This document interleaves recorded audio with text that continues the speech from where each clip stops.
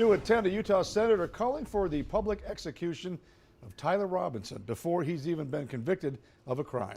Twice in less than 2 weeks, Mike Lee has posted on X that Robinson should be publicly executed.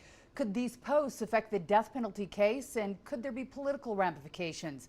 David Ochoa asked those questions and joins us live tonight. David. Yeah, everyone has a right to say what they want, and Senator Lee isn't saying that Robinson shouldn't have a trial. But when a sitting U.S. senator says something like this twice, it has the potential to have some ramifications.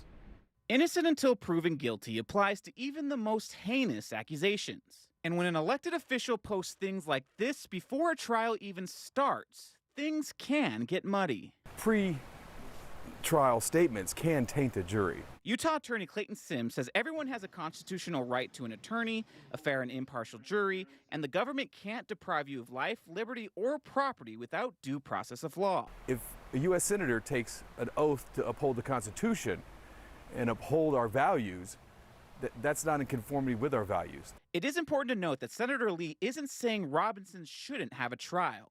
I reached out to his office and asked why he thinks it's appropriate to call for the public execution of Tyler Robinson, but I didn't hear back. But not everyone feels that he necessarily said anything wrong. It is a public conversation, and to have a member, an elected official to engage in that public conversation is something that we should just expect.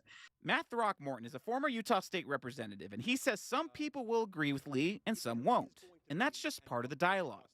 He does say that it's important that there's a fair trial and due process, but legality aside, he doesn't think this will have any political ramifications. Probably not, actually. I think people are so, very strong held opinions as to what they think the results should be. I don't imagine this is going to sway folks too much. Now, Throckmorton says that controversial statements and language in politics is nothing new.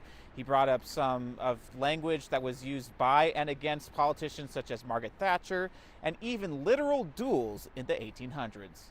Reporting live, David Ochoa, KUTV 2 News.